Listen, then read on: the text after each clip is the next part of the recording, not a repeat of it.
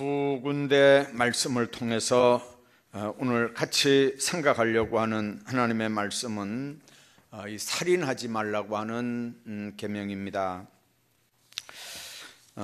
살인하면 이제 말 그대로 사람 죽이는 거죠. 그러니까 사람을 죽이는 거니까 이제 내가 다른 사람을 죽이는 걸로 이제 그렇게만 생각을 합니다. 그래서 다른 사람을 안 죽이면 이건 살인이 아닌 걸로 이제 그렇게 생각을 합니다. 그런데 여러분들 성경에 보면 다른 사람을 안 죽이는 것뿐만 아니고 우리가 나중 읽은 요한일서에 있는 말씀 보면 미워하는 것도 살인이라고 했고요. 다른 사람을 죽이는 것만 살인이 아니고 자기 자신을 죽이는 것도 살인입니다. 그래서 살인이라고 하는 말은 생각할수록 사실은 끔찍한 소름 끼치는 단어지만, 그러나 하나님은 하나님의 형상대로 인간들을 만드셨고, 그래서 하나님의 형상이 파괴되는 모든 행위를 다 살인으로 이렇게 모두 같이 해석을 합니다. 우리가 아는 대로 최초 살인은 가인이 자기 동생 아벨을 쳐 죽이는 사건부터 시작이 됩니다. 이유가 뭐였습니까? 미움이고 시기고 질투입니다. 뭐 때문에 그랬습니까? 하나님 앞에 드린 예배 때문에 그랬습니다. 그래서 여러분들 살인하는 게 어디 저 시장 바닥에서나 있는 일이 아니고요. 우리 권사님 기도한 것처럼 정치꾼들한테서나 일어나는 일이 아니고 어디서도 이 살인은 일어납니까? 옛날에는 첫 살인이 가인이 아벨을 제사 때문에 죽였다고 그랬잖아요. 지금 제사는 뭡니까? 예배입니다. 그러니까 예배 때문에 미움이 생기는 이 살인의 모습은 옛날이나 지금이나 똑같습니다. 그래서 여러분들 교회마다 미움의 문제가 생기고, 어떤 교회는 목사 편은 2층에서 장로 편은 아래층에서 동시에 11시에 따로따로 예배 본다는 그런 얘기도 소문도 우리가 듣잖아요.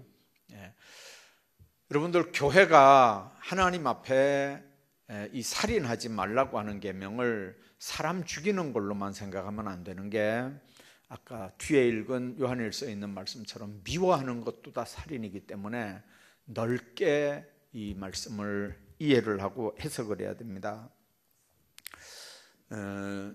여러분들 사람을 요즘에는 정치권에서도 사형 언도는 내립니다. 사형 언도는 내려놓고 사형 집행을 하지 않죠.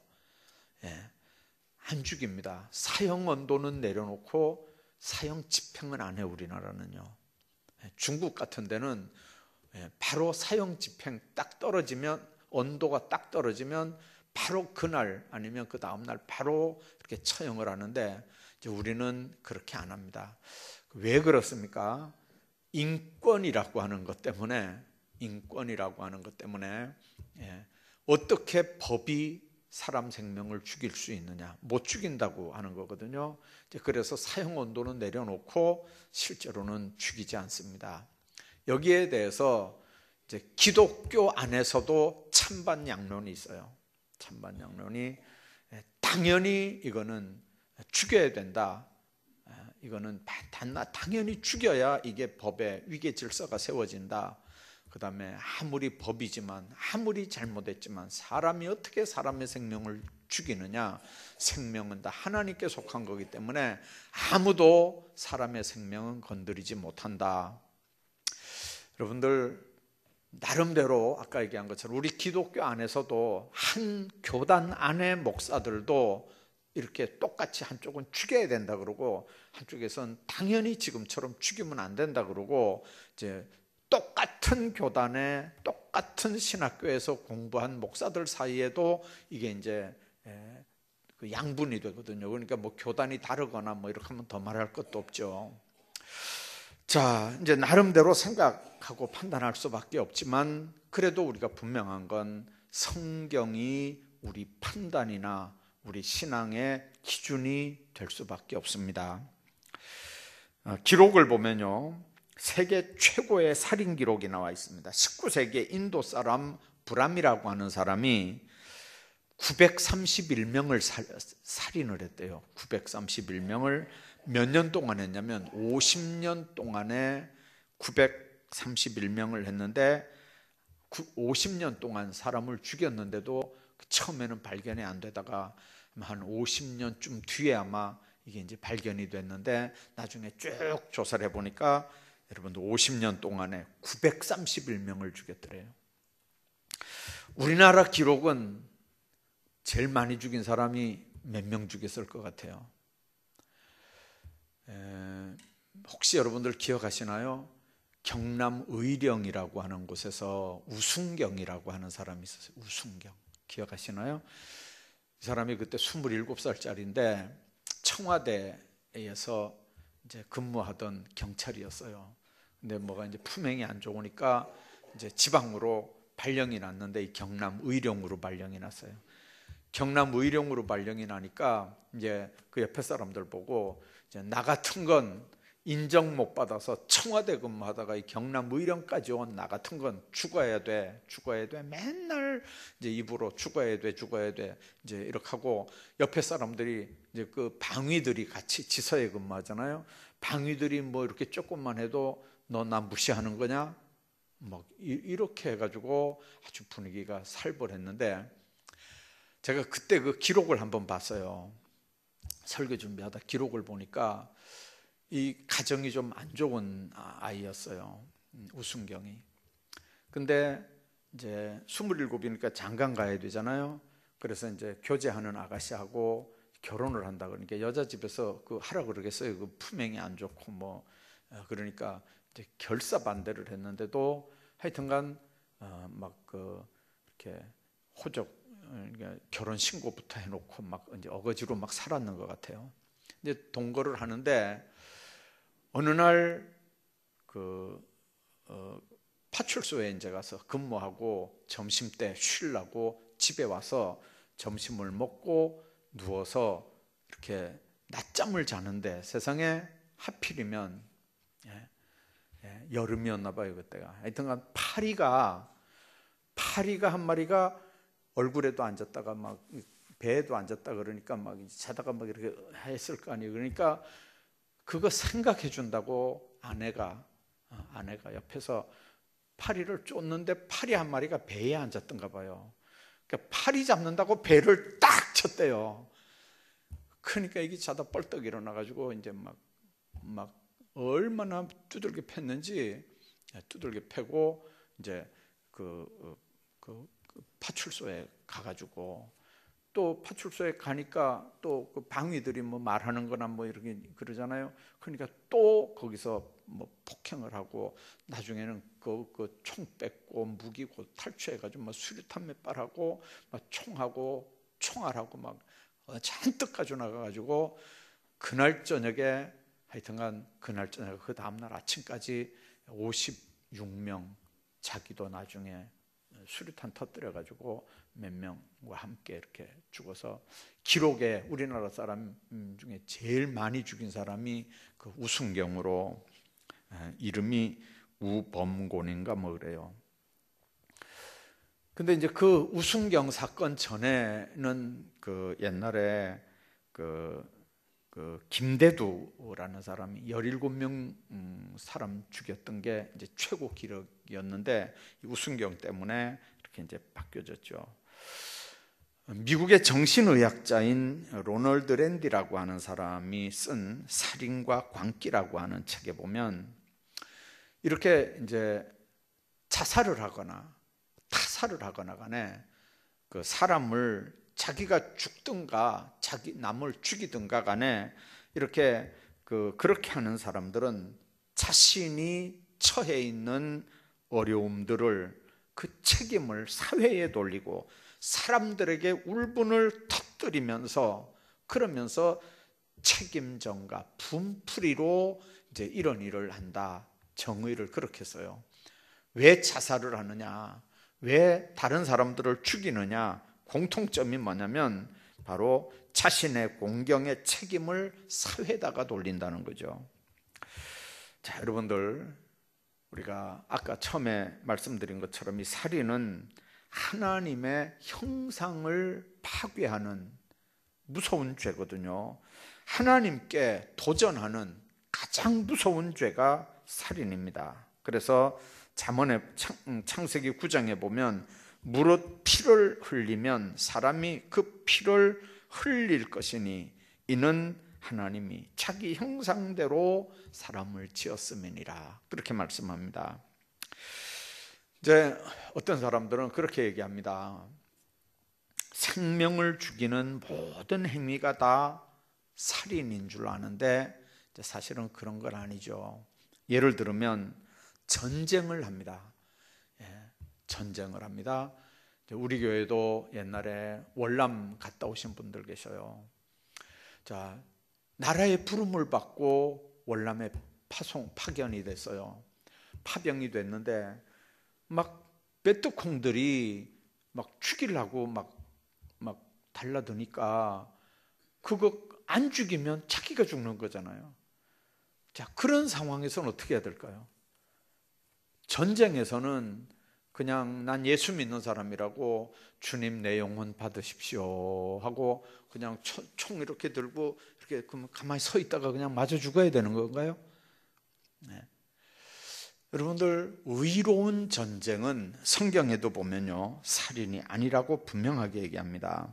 그래서 하나님을 부인하는 무리와의 싸움의 정당성을 얘기하고 있고요, 또 평화를 수호하는 그런 전쟁도 정당성을 얘기합니다. 공의로운 목표를 위한 전쟁은 하나님이 허락한 심판으로 정의를 하거든요. 그래서 공의로운 목표를 위한 전쟁이다. 그 전쟁에 우리가 쓰임 받았을 때는 방법 없이 하나님의 도구로 이제 쓰임을 받을 수밖에 없습니다. 자, 요즘에 이제 사회적인 이슈가 되는 거 하나가 있습니다. 뭐냐면 양심적 병역 거부. 이렇게 해가지고 이제 양심적으로 나는 이 총을 못 잡겠다, 총 잡는 일을 거부하는 양심수들에게는 군대 안 가도 되게 하는 법이 대법원 헌법재판소에서 합헌 판결을 내려가지고요, 그래가지고 군대 안 가도 되는 길을 열어놨어 지금요. 그래서 여러분들, 여호와의 증인 같은 이제 대표적인 이단들은, 그 사람들은 옛날부터 이제 정말 진짜 여호와의 이단들은 자기들은 수혈도 안 해요. 자녀가 아파서 죽어가는데도 부모들이 얼마든지 이렇게 수혈을 하면 아가 사는데 절대 수혈을 안 해요. 다른 사람 피 안 받아요. 물론 부모 피도 안 되고요. 그냥 피 모자라면 그냥 병원에서 그냥 죽게 내버려 놔두는 거예요.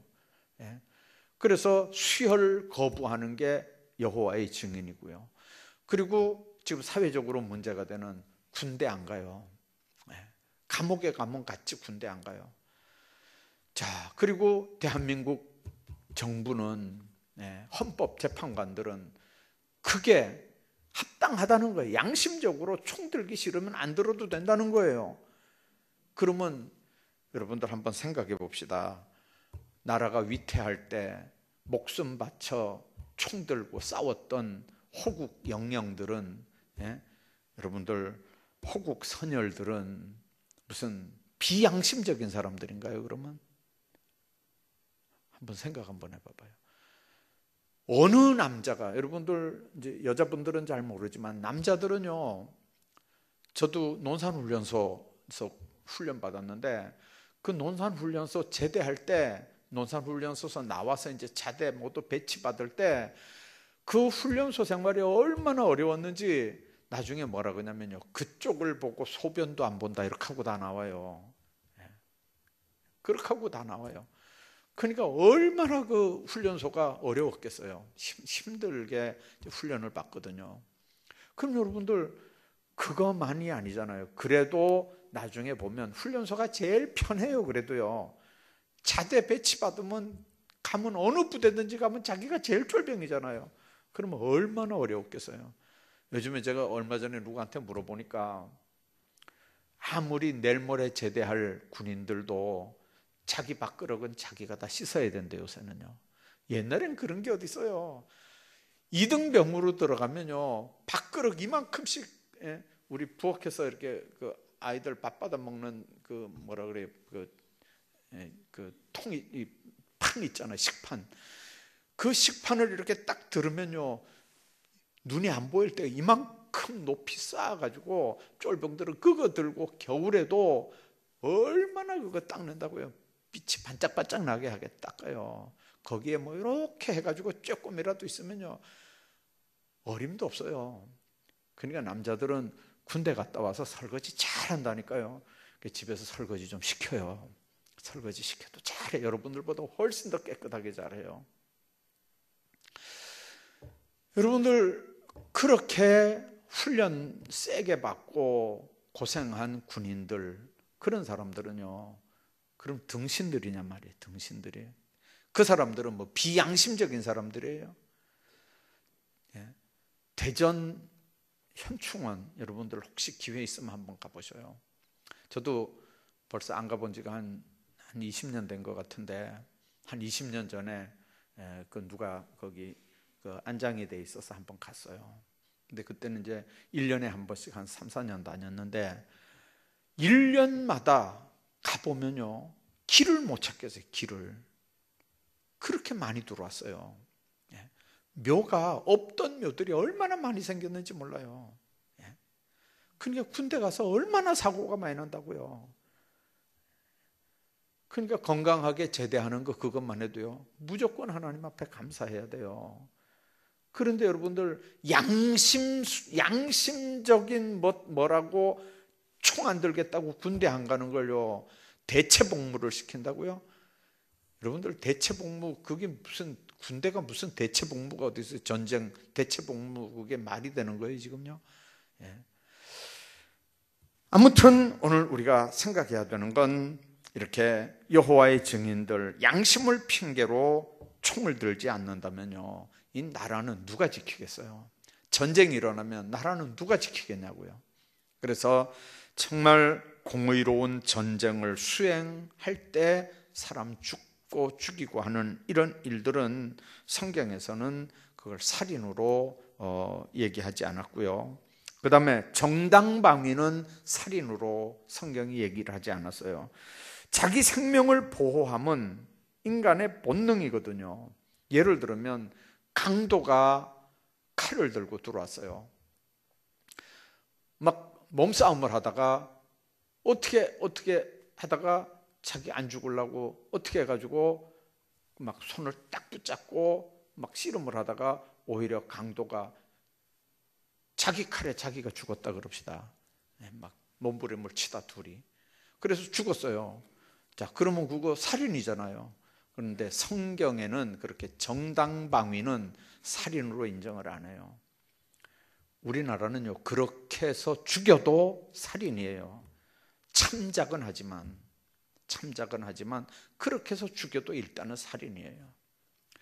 아무튼 도적이 뚫고 들어옴을 보고 그를 쳐 죽이면 피 흘린 죄가 없다고 출애굽기 22장과 히브리서 11장에 말씀하거든요.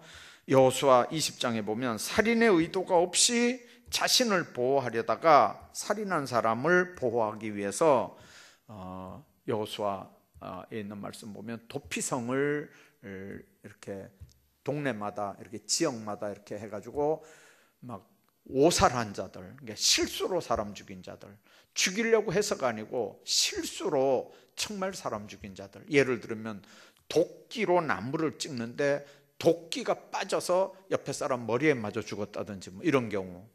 이런 경우는 방법 없잖아요. 그런 사람들은 빨리 도망을 가는 거예요. 그래서 도피성으로 도망을 가면 그때 제사장이 죽을 때까지 거기서 머물러 있어야 돼요.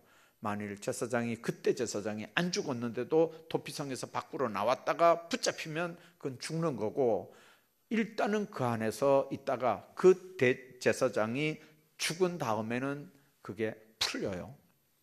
이런 일들이 이제 구약 성경에도 있습니다. 그래서 공의로운 전쟁이나 정당방위는 살인으로 성경이 인정을 안 했고요.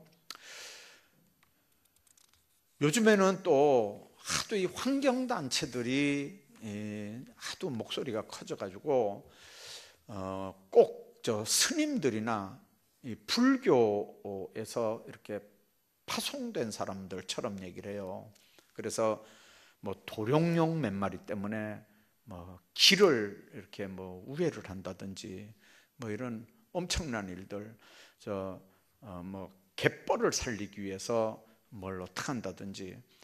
근데 여러분들, 환경, 자연 이렇게 다 좋지만, 그러나 분명하게 우리가 기억해야 되는 건 살생하고 살인하고는 전혀 다르다는 거죠. 여러분들, 살인과 풀살생은 다릅니다. 성경은 산 동물을 인간에게 식물로 주셨습니다. 창세기 9장 3절에 보면요. 그래서 동물은 대속의 죽음을 위한 제물로 하나님이 받으셨고, 9장 3절에 인간의 식용을 위해서 하나님께 동물을 인간에게 주셨고요. 바울은 우리의 음식을 감사함으로 받고 버리지 말라고 그랬고요. 하나님 안에서 하나님의 백성들이 취해야 되는 삶의 모습들인 줄로 믿습니다. 요즘에는 보면요, 참 이제 반려견이 참 문제잖아요. 요즘에요. 우리나라의 개에 관한 시장이 23조라는 얘기를 들었거든요. 하나도 안 놀라시네. 개 시장이 23조라고. 23조. 여러분들 1조도 없잖아 솔직히. 근데 23조라는데도 왜 하나도 안 놀래요? 근데 참 별별 희한한 일들이 다 있어요. 한국에서 미국의 유학간 목사님이 영어가 짧았던가 봐요.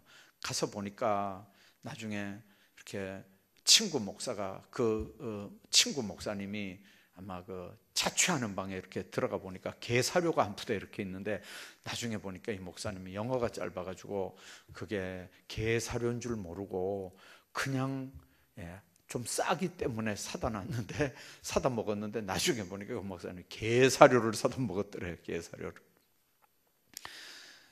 어느 또 연세 많은 분이, 아버지가 이제 이렇게 아들이 아버지 집에 이렇게 갔대요. 아들이 아버지 집에 이렇게 가보니까 집에 이만한 통조림들이 이렇게 있는데, 보니까 그 개 먹는 통조림, 개한테 주는 통조림이 몇 개 이렇게 벌써 따진 것도 있고 안 딴 것도 이렇게 쌓여 있고 그랬더래요. 그래가지고 아버지한테, 아버지 이거 어디 개 키우시냐고, 이게 왜 여기 이렇게 많이 있냐 그러니까, 그 아버지가 하는 얘기가, 가만히 그 깡통을 이렇게 보더니, 야, 이게 개 먹는 거냐? 나는 개고기 통조림인 줄 알고 사다가 먹었다, 이렇게 하더래요. 보니까 그 통조림에 개 머리가 이렇게 그려져 있으니까요, 이 어른은 그게 개고기 통조림인 줄 알았어요. 개고기 통조림. 그래가지고 사다 먹었는데, 아들이 와가지고 보니까 그게 개고기 통조림이 아니고 개 먹는 개먹이었어요. 개먹이요. 여러분들, 이제 우리가 가만히 한번 생각해 봐야 돼요.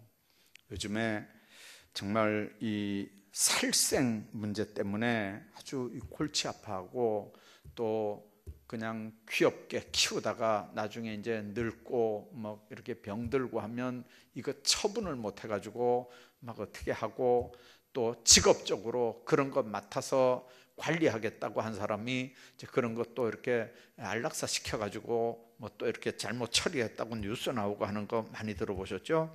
이제 분명한 건, 여러분들, 살인하지 말라는 거하고 그렇게 살생하지 말라는 거하고는 전혀 다른 얘기입니다.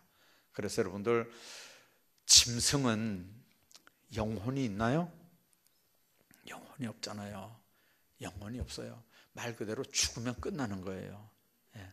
그런데도 우리 교회 누구는 키우던 개가 나가서 교통사고로 죽었대요. 근데 며칠을 금식을 하면서 통곡을 했다 그러잖아요.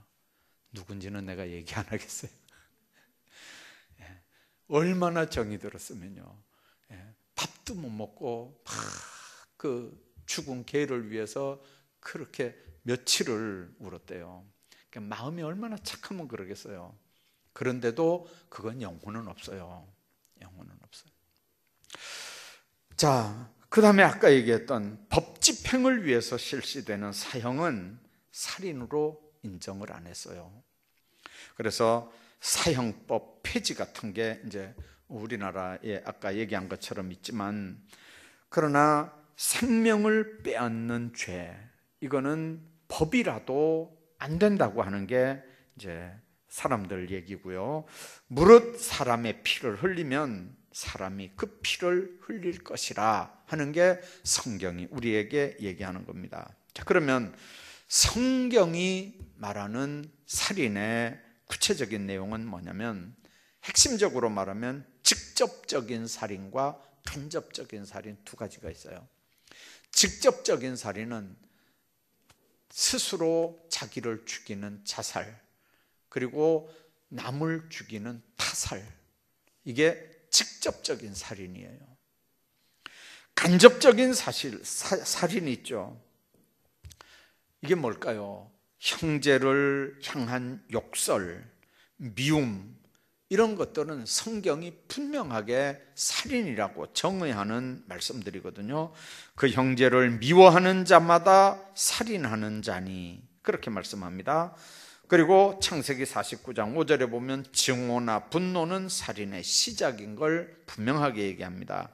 그래서 그 분노대로 사람을 죽이는 것, 그 외에 살인적 모임에 동참을 하거나 중상을 하거나 참소하거나 하는 이런 모든 일들도 살인에 해당되는 일입니다. 요즘에 여러분들 뉴스 봤죠? 전두환 대통령이 광주에 가서 이렇게 재판받는 내용. 뭐 때문에 재판을 받는 거죠? 죽은 자에 대한 명예훼손죄 때문에 재판을 받았어요. 그러니까 여러분들, 산 자에 대해서 잘못 말하거나 명예를 훼손시켜도, 여러분들 산자에게 말해도 명예훼손은요, 어지간하면 다 법적 구속이에요. 법정에서 바로 구속해요. 그러니까 명예훼손은 진짜 무서워요. 그래서 이렇게 말로 이렇게 명예를 훼손하거나, 아니면 유인물을 만들어서 돌려서 명예를 훼손하거나, 이런 것, 이건 출판물이나 유인물에 의해서 명예훼손하는 거는요, 이거는 법정 구속감이에요. 이게 정말 조심해야 돼요. 정말 조심해야 돼요. 이렇게 그 증오나 분노, 이런 거, 또 영혼에 대한 방관하는 거, 에스겔 3장에 보면 여러분들 죽을 영혼인데 가만히 놔두는 거예요. 전도 안 하고 가만히 놔두는 거예요. 그러면 그 영혼은 어떻게 되겠죠? 복음 받지 못하고 예수 받지 못하고 그냥 죽으니까, 그 사람은 그 사람대로 나중에 하나님 앞에 가서 뭐 심판을 받든지 하겠지만, 여러분들 복음 전하지 않아서 그냥 방관만 해서 그 사람이 만일 나중에 지옥 가게 된다면 그 책임을 하나님이 묻는다는 거예요. 그래서 영혼에 대해서 방관하는 것도 영적 살인이라는 거예요. 자, 남의 생명을 살인하는 구체적인 말씀을 좀 합니다. 첫째는 남의 이름을 살해하지 말아라. 이름을 살해하지 말아라. 명예훼손하지 말아라, 그 말입니다. 이름, 인격과 관계에 대해서입니다. 중상모략을 한다든지 명예를 훼손한다든지 하는 이런 일들. 여러분들, 죽은 사람은 괜찮겠죠? 뭐 죽었으니까 상관없잖아요. 안 돼요. 아까 얘기했잖아요. 사자 명예훼손, 죽은 사람의 명예훼손도 골치 아파요. 예, 그 자손이 얼마든지 고소하면 걸려요. 여러분들, 명예훼손이라고 하니까 거짓말로 그 사람을 중상모략하는 것만 명예훼손인 줄 알지만 아니에요. 어느 교회라고는 얘기 안 할게요. 어느 교회에 100주년 기념으로 100주년사를 책을 하나 만들어냈어요. 벌써 한 40년 전 얘기예요. 한 30년 전 얘기예요. 한국교회 처음에 교회가, 지금 우리 한국교회가 지금 134년째인가요? 130년 됐잖아요. 자, 그런데 초창기에 선교사들이 와서 세워진 그 교회예요. 교회가 꽤 커요. 한 700~800명 이렇게 모이는 교회인데, 그 백년사를 쓰는 분이 어떻게 백년사를 썼냐면요, 시대별로 썼어요. 10년 단위로 이렇게. 그래서 일제시대 때 그 내용을 쓰면서 그때 사진을 백년사에 이렇게 거기다 사진을 실었어요. 사진을 실으면서 이제 그 사진 속에 요 사람, 요 목사, 요 장로, 요런 사람들이 주동이 돼서 신사참배 가결하는데 앞장을 선 사람들이다. 요렇게 가지고 그 책을 썼어요. 사실이죠. 사실이에요. 그 목사하고 장로가 노회에 가가지고 노회에서 그걸 노회에서 결의했으니까요. 노회에서 결의했으니까 그 목사 장로가 교회 와가지고 광고를 했을 거 아니에요. 이번 노회 때 신사참배는 우상숭배가 아니라고 노회에서 결의했으니까 여러분들 신사참배해도 됩니다. 하십시오. 이렇게 교회에서 광고를 했을 거 아니에요. 자, 그래가지고 그때 갔던 목사하고 장로를 거기다가 이렇게 적어놨나 봐요. 그리고 뭐 1910년대, 1920년대, 30년대 이렇게 해가지고 쭉 이제 해방된 다음에부터 또 이렇게 쭉 시대별로 착착착착 이렇게 해가지고 백년사를 다 이렇게 사진들 이렇게 해가지고 다 좋았던 일, 나쁜 일 뭐 다 이렇게 해가지고 다 적었어요. 그런데 그 책이 발간될 때 영남 지역이거든요. 영남 지역이기 때문에 영남 지역에 있는 뭐 신학대학의 교회사 역사 신학 박사를 불러다가 검증을 다 받았어요. 다 받고 그리고 책 출판 기념 예배를 드렸어요. 그 기념 예배에 객지에 나가 있는 사람들한테도 다 이 책 찍어낼 때 이제 찬조를 다 받았잖아요. 찬조를 교회 큰 행사니까요, 100주년 행사니까 찬조를 조금씩 다 받아가지고 책도 찍어내고 뭐 교회 뭐 예배당도 새로 짓고 막 이렇게 아주 거창하게 잔치를 했어요. 그런데 그 자녀들 중에 그러니까 자기 할아버지 이야기가 거기 실려 있는 거죠. 그러니까 손주들이 이번에 전두환 대통령 사건처럼 그 손주들이 당회장하고 당회원들 이름 몽땅 다 적어가지고 경찰에다가 이렇게 사자 명예훼손으로 이렇게 고소장을 딱 만들어가지고 고소를 이거 지금 책 출판된 거 100% 다 폐기 처분해라. 한 권이라도 이게 돌려지면 이 고소장 접수한다. 이렇게 당회가 비상이 걸렸어요. 그래가지고 목사 장로님들이 그 문제를 놓고요, 며칠을 당회를 했대요. 오늘 하고 그 다음에 그날 밤에 또 하고 그 다음날 며칠을 이렇게 모여가지고 최종 결론은 돈이 아무리 많이 들어가도 시험 들면 안 된다. 그게 아무리 사실이라도 이거는 사자 명예훼손이다. 이래가지고 책 전량 폐기했어요. 책 전량 폐기했어요. 이 경상북도 안에 이름만 대면 다 아는 교회예요. 여러분들 사자 명예훼손이 그렇게 무서워요. 그래서 돌아가신 분이라도 여러분들 함부로 얘기하면 안 돼요. 함부로 얘기하면 안 되고, 살아있는 분들은 말할 것도 없고요. 돌아가신 분들이라도 함부로 얘기하면 안 돼요. 그게 그냥 명예훼손이 아니고 성경에서 얘기할 때는 그게 바로 인격 살인이에요. 살인. 두 번째는 육체를 살해하는 겁니다. 생명을 끊는 거죠. 예. 이제 보통 우리가 살인이라 그러면 그걸 얘기합니다. 생명을 끊는 거. 생명은 그 열쇠가 하나님에게 있는 거거든요. 하나님께로부터 왔고 나중에 거둬가실 때도 하나님이 거둬가시는 겁니다. 그 다음에 영혼을 살해하면 안 됩니다. 인간의 중심은 육신이 아니고 영혼이기 때문에 영혼을 살해하는 일은 안 됩니다. 그 다음에 우리가 또 생각해야 되는 부분이 하나님 앞에 그 살인하는 모습들 보면요, 요압이라고 하는 다윗의 장수가 있었습니다. 이 다윗의 장수 요압이 아브넬과 아마샤를 직접 자기가 죽입니다. 손으로 죽인 거죠. 또 아까 얘기했던 요한 1서 3장에 보면 악한 마음, 곧 살기 품은 마음으로 사람을 미워하는 거, 마음으로 사람 죽이는 겁니다. 또 요한복음 18장 30절에 보면 중상모략하는 거, 이것도 혀로 사람을 죽이는 겁니다. 다윗은 요압에게 편지를 씁니다. 누구 손에 들려줬습니까? 우리야 손에 편지를 써서 들려줍니다. 이 요압 갖다 주라고요. 그러니까 이 우리야는 자기 죽이라고 하는 편지지도 모르고 다윗에게 그걸 받아가지고 요압 장군한테 갖다 줍니다.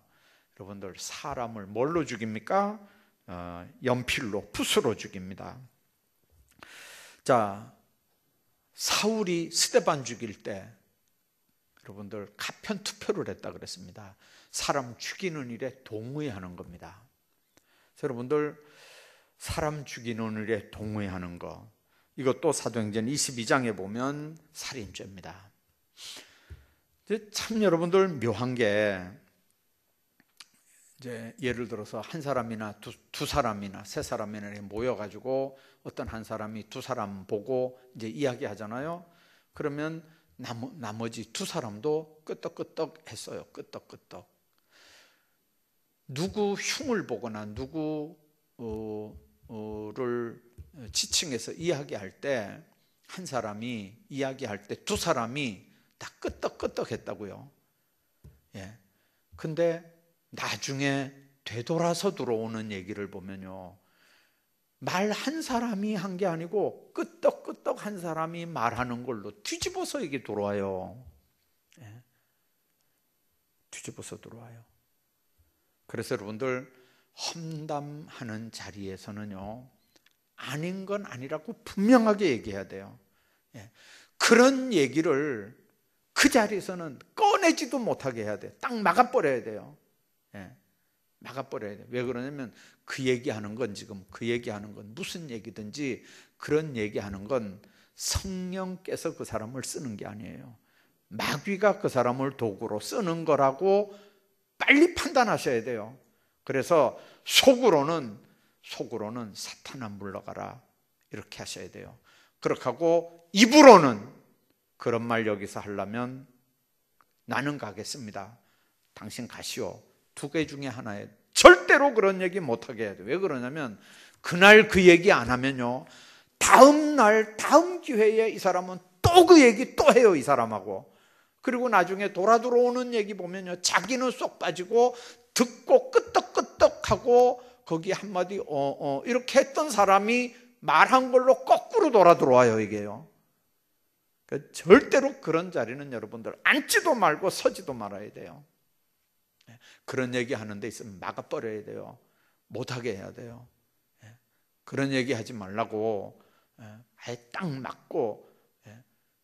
그래서 여러분들 같이 그 자리에서 끄떡끄떡하면 이게 동조가 되거든요.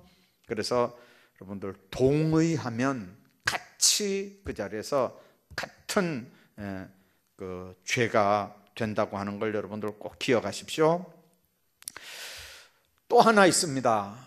요즘같이 이 험한 세상에 예를 들면 기업주가 공장에 위생시설을 잘못한다든지 안전장치를 잘못한다든지 해서 안전사고로 사람을 죽게 하는 일, 이것도 살인이거든요.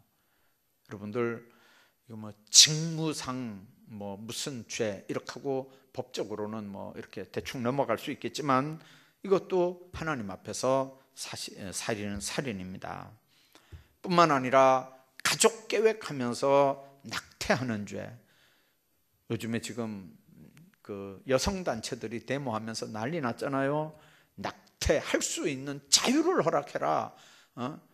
막 그렇게 하면서 지금은 낙태가 법적으로 죄거든요. 근데 그 죄를 없애라는 거예요. 없애라는 거. 그러면 여러분들 앞으로 낙태 문제가 어떻게 될까요? 그래서 여러분들 낙태도 살인인 걸 여러분들 꼭 기억하셔야 됩니다. 사진들 요즘에 잘 보잖아요. 뭐 임신 몇 주 하고 사진들 쭉 올리는 거 보면요, 몇 주부터는 다 그냥 사람이에요. 사람. 사람이에요. 그러니까 그런 낙태해가지고 아기를 죽이는 거, 이것도 하나님 앞에 살인죄라고 하는 걸 여러분들 기억하셔야 됩니다. 자, 아무튼 이제 살인죄에 대해서 이만큼만 말씀을 드리고요. 이제 오늘 시간이 너무 많이 가서 다음 시간에 요 살인에 대한 말씀을 또 조금 더 보충해서 드리도록 하겠습니다.